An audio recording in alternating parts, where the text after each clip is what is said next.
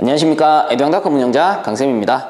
공전행동기계산업기사 2013년 8월 18일 시행한 기출문제 공기조화 문제 1번 복사냉난방 방식에 대한 설명으로 틀린 것은 했네요. 자, 복사냉난방이라는 거는 실이 이렇게 존재한다면 패널을 매설하는 방식이죠. 바닥, 천정, 벽면에 이렇게 매설하는 방식이에요. 그리고 이 복사냉난방의 특징은 뭡니까? 패널을 매설하다 보니까 초기 설치 비용이 많이 들죠. 그리고 매설되어 있다 보니까 수리가 힘들어. 왜? 여기 안에 코일이 이렇게 지나간단 말이에요. 물론 냉온수 코일이겠죠. 냉온수 코일이 이렇게 지나가는데 요 코일에서 누설이 생겼어. 그러면 이거 고치려면은 벽이나 바닥 다 깨야 돼요. 그래서 수리가 힘들어. 자, 두 가지 나왔어요. 설치 비용이 많이 들고 그리고 수리가 힘들다. 자, 그렇다면 반대로 패널이 매설되어 있다 보니까 실내에는 유닛이 없어요. 그 말은 뭐야? 바닥면의 이용이 아주 용이한 거예요. 그리고 얘는 복사열이기 때문에 쾌감도가 좋아. 은은히 데워지고 은은히 식어요. 그러므로 쾌감도가 좋습니다. 이런 특징들이 있는 게 요 복사 냉난방이 될 텐데, 자, 그렇다면 이에 대한 설명으로 틀린 것은 했으니까 한번 봅시다. 1번 비교적 쾌감도가 높다. 맞겠죠? 은은히 데워지고 은은히 식는다라고 했어요. 그 다음 2번에 패널 표면 온도가 실내 노점 온도보다 높으면 결로하게 된다. 결로가 발생한다 이 말인데, 결로가 발생하려면은 노점 온도보다 어때야 돼요? 낮아야지 결로가 발생하지. 그래서 틀린 거는 2번이 되겠네요. 그 3, 4번은 맞으니까 한 번씩 더 읽어보시면 되고요. 그래서 문제 1번의 답은 2번. 자, 그 다음 2번으로 넘어갑시다. 실내에 존재하는 습공기의 전열량에 대한 현열량의 비율을 나타내는 것. 자, 설명 그대로 적어볼게요. 전열량에 대한 현열량의 비율이랍니다. 이거 뭐예요? 전열분의 현열 다시 써본다면 현열 더하기 잡열 분의 현열과 같죠? 이거 뭡니까? SHF 현열비가 되는 거예요. 자, 그러므로 2번의 답은 1번 현열비가 되겠네요. 자, 그 다음 3번 문제. 대기의 절대습도가 일정할 때 하루 동안의 상대습도 변화를 설명한 것 중 올바른 것은? 자, 요거 답은 3번입니다. 낮에는 상대습도가 낮아지고 밤에는 상대습도가 높아진다. 자, 그렇다면 왜 이렇게 되느냐? 습공기 선도를 이렇게 그려본다면요, 이렇게 딱 그렸을 때 얘가 상대습도선이죠.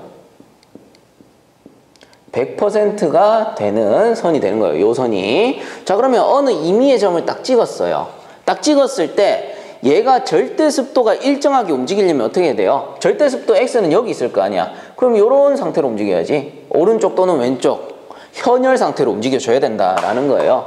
자, 그렇다면 이때 요 점과 요 점을 한번 비교를 해봅시다.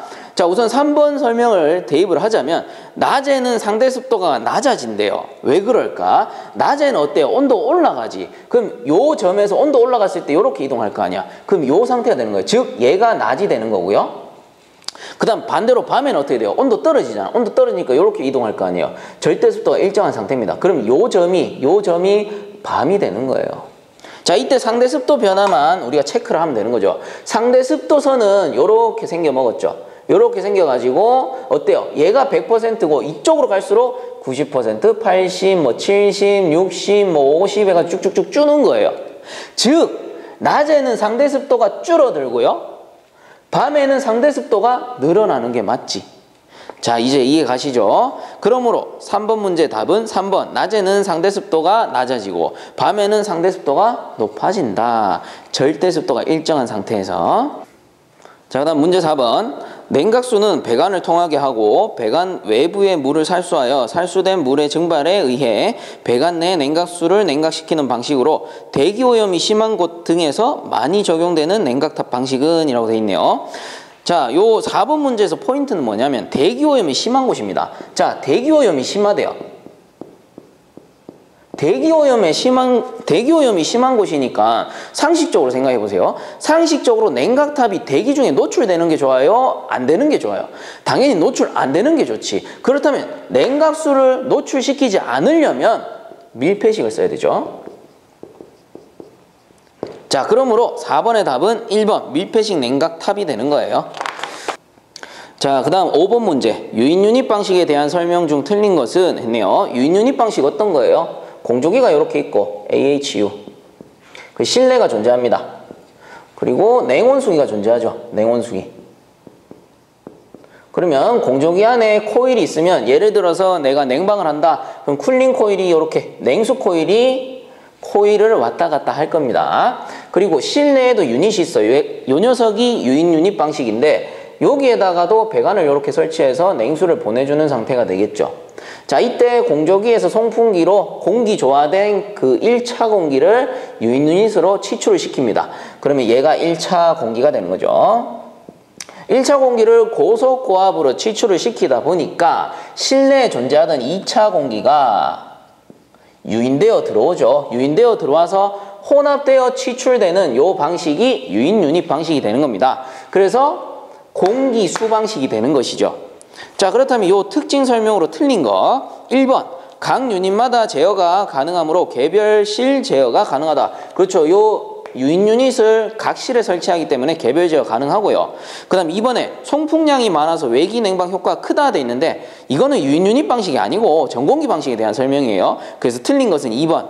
자, 그러므로 5번에서 틀린 거는 2번밖에 없습니다.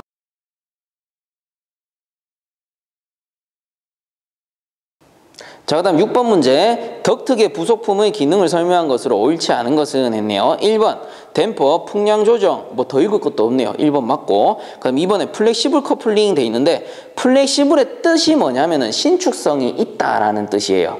그럼 한번 볼게요. 송풍기와 덕트를 접속할 때 사용하며 진동이 전달되는 것을 방지한다. 맞아요. 진동을 방지하기 위해서 요 신축성이 있는 플렉시블을 이용하게 되는 거예요. 2번도 맞고. 그럼 3번에 치출구, 덕트로부터 공기를 실내로 공급한다. 요건 뭐 더 말할 것도 없죠. 맞는 거예요. 그럼 틀린 건 4번인데 4번 왜 틀렸냐? 후드, 실내로 광범위하게 공기를 공급한다 돼 있는데 후드는 광범위하게 사용하는 게 아니고요. 국소 환기 장치로 사용이 되는 거예요.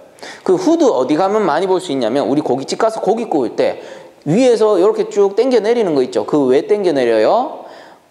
연기 빨아내려고 그거를 후드라고 해요. 후드 이렇게 잡아 당기잖아요. 그래서 연기 빨아내라고 쓰는 건데 그 후드의 역할은 국소 환기 장치입니다. 국소 배기할 수도 있고 국소 급기할 수도 있는 거예요.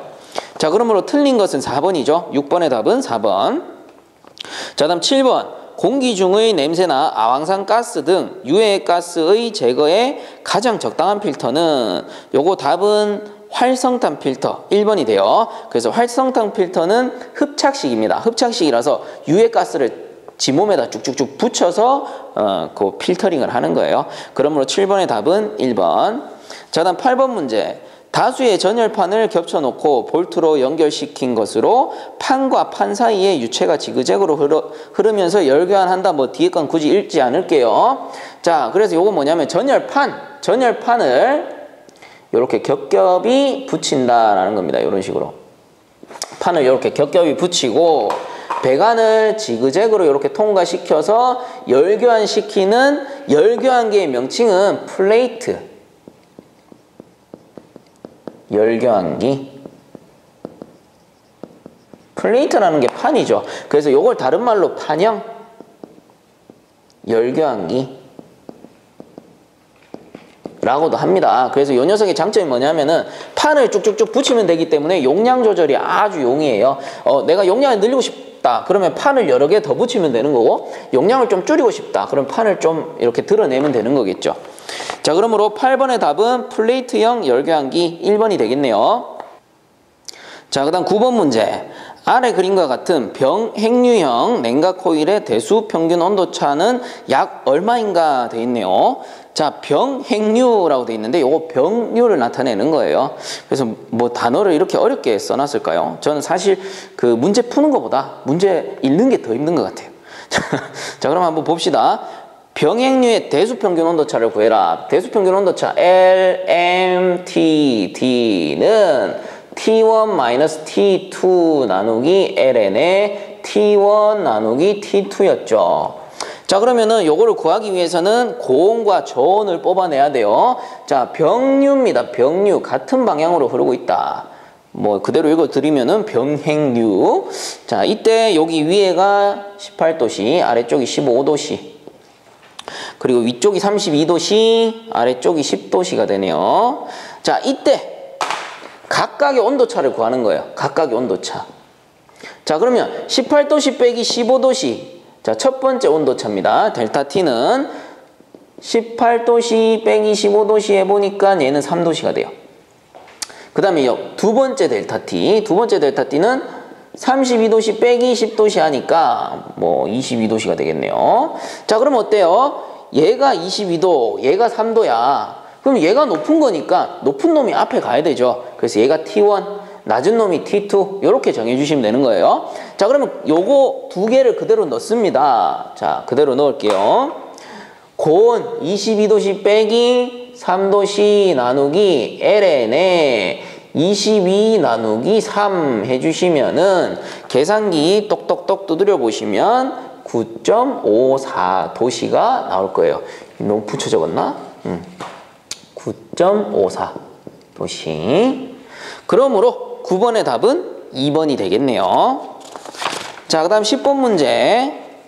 기류 및 주위 벽면에서의 복사열은 무시하고 온도와 습도만으로 쾌적도를 나타내는 지표를 무엇이라고 하는가? 온도와 습도만으로 쾌적도를 나타낸다. 불쾌지수입니다. 자, 그래서 10번의 답은 2번.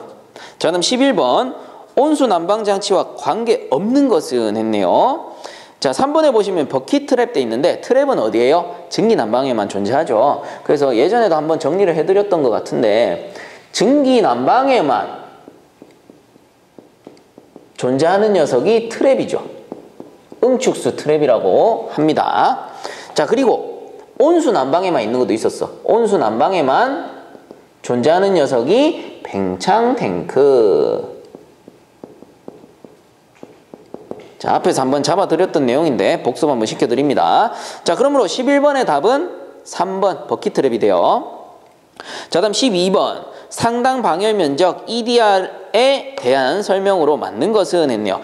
자, 상당 방열 면적이라는 거는 방열량 구할 때 쓰는 건데 방열량 Q는 EDR 곱하기 스몰 q였죠. 이때 단위는 열량이니까 킬로칼로리 퍼 아워, EDR은 면적이니까 미터의 자승, 스몰 q는 뭡니까? 킬로칼로리 퍼 미터 자승 아워가 되는데 야들이 도대체 뭐고? 자, 얘는 방열기 열량입니다. 방열량이라고 하죠. 그리고 요 면적이죠. 무슨 면적일까? 상당 방열 면적. 다른 말로 표준 방열 면적 이렇게 불러요. 그리고 얘는 뭘까? 얘는 표준 방열량 정해진 거예요. 표준 방열량이다 라고 해서 정해진 값인데, 자, 온수일 때는 450 킬로칼로리 퍼 미터의 자승 아워가 나오고요. 증기일 때는 650 킬로칼로리 퍼 미터 자승 아워가 나오죠. 요거 두 개 기억을 좀 해주셔야 됩니다. 자, 그렇다면 12번에서 물어보는 EDR 상당 방열 면적 요 놈이라는 거는 뭡니까? EDR만 남기고 치환해 볼게요. EDR은 스몰 q 내려가잖아. 스몰 q 분의 대문자 q 하게 되면은 얘는 뭡니까? 방열량이 되고요. 얘는 표준 방열량이잖아요. 그러므로 뭡니까? 상당 방열 면적이라는 거는 방열량에다가 표준 방열량을 나눈 값이 되는 거죠. 자, 그래서 12번의 답은 3번 표준 상태 방열기의 전 방열량을 표준 방열량으로 나눈 값이다. 해서 제가 앞에서도 말했지만 읽는 게 힘들다고. 그래서 12번의 답은 3번. 자, 그 다음 13번 냉방부화의 종류 중 현열만 존재하는 것은 해가지고 현열을 찾아라 이 말이네요. 현열의 특징, 얘는 수분이 존재하지 않아. 수분이 없어요. 그럼 잠열의 특징, 얘는 수분이 존재하죠. 자, 요거 두 가지 차이점을 가지고 찾아보시면 됩니다. 1번, 외기를 실내 온습도로 냉각 감습시키는 열량에서 외기 중에 수분이 존재하고요. 그리고 냉각 감습이라는 거는 대각선으로 떨어지기 때문에 현열과 잡열이 동시에 존재하는 거예요. 그래서 1번은 아니고, 그다음 2번에 유리를 통과하는 전도열. 자, 전도열이라고 했죠. 전도열은 열만 통과하는 겁니다. 그렇기 때문에 현열에 속하는 거예요. 공기가 들어오지 않잖아요. 공기 중에 수분이 있는데. 그러므로 현열만 존재하는 건 2번. 그럼 3, 4번은 어떻게 되냐? 3번에 문틈에서의 틈새 바람이라고 돼 있죠. 틈새 바람 뭐예요? 공기야. 틈으로 들어오는 공기잖아요. 그렇기 때문에 공기 중에 수분이 있고 그로 인해서 현열과 잡열을 같이 포함하는 거고, 4번에 인체에서의 발생열 역시 몸 안에 수분이 존재하죠. 그렇기 때문에 현열, 잡열이 같이 포함됩니다. 자, 그러므로 13번에 현열만 존재하는 거는 2번이 되겠네요. 자, 다음 14번. 배관계통에서 유량은 다르더라도 단위 길이당 마찰 손실이 일정하게 되도록 광경을 정하는 방법은 해서 마찰 손실이 일정하다 뭐겠어요? 등마찰법. 그러므로 14번의 답은 3번. 문제의 답이 있네요. 자, 다음 15번. 기기한대로 동시에 냉난방을 해결할 수 있는 장치로 도시가스를 직접 연소시켜 사용할 수 있고 압축기를 사용하지 않는 여론 방식은 해서, 자, 냉난방이 가능하고요. 냉난방이 가능하고, 그리고 연소시켜서 사용한대. 버너를 쓰는 거네. 그리고 압축기를 쓰지 않기 때문에 이 녀석은 흡수식 냉온수기 방식이 되겠죠. 그러므로 15번의 답은 1번. 자, 그 다음 16번. 공조용으로 사용되는 냉동기의 종류가 아닌 것은 했습니다. 2번에 보시면 자흡식 냉동기 돼 있는데 어찌나 말을 잘 지어내는지 저는 이런 냉동기는 본 적도 없어요. 존재하지 않는 냉동기입니다. 자, 그러므로 16번의 답은 2번. 자, 다음 17번 문제. 외기온도 마이너스 5도씨, 실내온도 20도씨, 벽면적 20m의 자승인 실내 손실 열량은 약 얼마인가? 그리고 단, 벽체 열 관리율 8kcal/m 자승 아워 도시, 벽체 두께 20cm, 방위 개수 1.2 이렇게 조건을 줬네요. 자, 열 관리율을 줬기 때문에 Q는 KF 델타 T로 푸시면 돼요. 자, 근데 외기 온도를 줬기 때문에 이 녀석은 외벽이고, 외벽이기 때문에 방위, 즉 동서남북에서의 손실 열량이 다르게 나오겠죠. 그렇기 때문에 방위 개수 A를 곱해 주셔야 되는 겁니다. 외벽이기 때문에. 자, 그렇다면 그대로 한번 넣어봅시다. Q는 열 관리율 8kcal/m 자승 아워 도시 곱하기 면적 20m의 자승 곱하기 온도차 20 빼기 마이너스 5도씨 에다가 방위개수 1.2. 방위개수는 단위가 없습니다. 자, 이렇게 되면 단위가 도시 사라지고 미터 자승 사라지니까 kcal/h라는 열량이 되는 거죠. 자, kcal/h. 이대로 구해주시면 4800 kcal/h가 나와요. 자, 그러므로 17번의 답은 1번 4800. 자, 그 다음 18번 문제. 실내 취득 냉방부하가 아닌 것은 했네요. 자, 실내 취득 냉방부하입니다. 실이 이렇게 있으면 요 실내에서 취득할 수 있는 냉방부하가 아닌 것은 했어요. 자, 생각을 해보세요. 냉방부하라는 건 뭘까? 여름철에 냉방을 하기 위한 그 이유, 냉방을 하는 이유가 뭔데요? 실내 뜨거운 열기를 제거하는 거잖아. 그럼 실내 뜨거운 열기를 발생시키는 게 냉방부하가 되는 거지. 이해가시죠? 자, 그렇다면 1번에 제열부하가 돼 있는데 일단 패스. 2번부터 봅시다. 2번에 벽체 축열부하. 벽체에서 여름철 뜨거운 축열부하. 맞죠? 여름철에 벽 뜨겁잖아요. 냉방부하 맞아요. 실내 냉방부하. 그 다음에 3번에 극간풍에 의한 부하. 극간풍이라는 건 틈새 바람이라고 했죠. 창문 틈, 문 틈으로 들어오는 외기 공기, 외기 공기 어때요? 뜨거워요, 여름철에. 그러므로 냉방부하 맞고, 그 다음에 창문으로 들어오는 복사열, 요게 4번인데 복사열 역시 뜨거운 그 열기가 되잖아요. 그러므로 냉방부하가 됩니다. 어디에? 실내의 냉방부하가 되는 거야. 실내에 뜨거운 열기가 들어가는 거잖아요.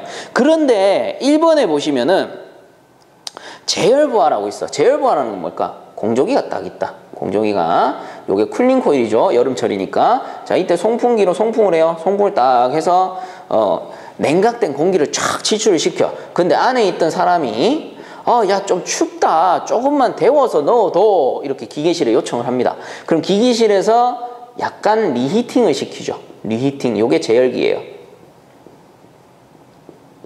그래서 조금 가열시켜서 넣어주는 형태예요. 그렇다면 제열부하라는 거는 요 녀석을 얘기하는 건데 요 녀석은 실내에 있다 없다? 없어. 그러므로 실내 부하는 아니다. 이렇게 보셔야 되는 거예요. 자, 그러므로 18번의 답은 1번 제열부하가 되겠죠. 자, 다음 19번에 송풍기의 특성을 나타내는 요소에 해당되지 않는 것은 했네요. 자, 송풍기의 축동력 구하는 공식. 킬로와트는 102 곱하기 2타 요거 효율이죠. 분의 RQH로 구하게 되는데요. 자, R이 있으면은 얘는 펌프의 축동력을 구하는 공식이 되는 거고요. 자, 똑같이 한번 써볼게요. 킬로와트는 102 곱하기 2타의 RQH 해가지고 여기서 요 R을 지워버리게 되면은 송풍기의 축동력이 되는 거예요. 자, 요걸 지워버리면 송풍기의 축동력이 됩니다. 왜냐하면은 펌프는 물을 쓰기 때문에 물의 비중 1000을 곱해주는 것이고요. 송풍기는 공기를 쓰기 때문에 그냥 그대로 넣어주는 거예요. 요거 단위 한산에 관련된 건데 그냥 이렇게 기억을 해주시면 돼요. 펌프는 R이 들어가고 송풍기는 R이 빠져있다. 저는 그냥 외울 때 요 공식 외워버렸어요. 요 공식 외워서 송풍기 구해라 그러면 딱 써놓고 102 곱하기 2타분의 RQH 딱 써놓고 얘 딱 지웠지. 아, 송풍기 구하는 공식. 요렇게 그런 식으로 외웠었어요. 자, 그러면은 한번 봅시다. 19번에 송풍기의 특성을 나타내는 요소에 해당되지 않는 거는 자, 압력, H 압력이죠. 그 다음 축동력, 킬로와트. 그럼 재질이라는 거는 없지. 틀린 것은 3번이네요. 풍량 Q 있네요. 그리고 효율도 있을 것이고. 자, 그러므로 19번의 답은 3번이 됩니다. 자, 그 다음 20번 공기 풍량 400kg/h 절대습도 0.007kg/kg인 공기를 절대습도 0.013kg/kg까지 가습하는 경우 가습에 필요한 공급수량은 얼마인가? 자, 요 공급수량 구하는 공식은 L은 G 곱하기 델타 X로 구해주시면 돼요. 자, 이때 요게 공기량 그리고 요 녀석이 절대습도 요 놈은 뭔데요? 가습량 이렇게 되는 거죠.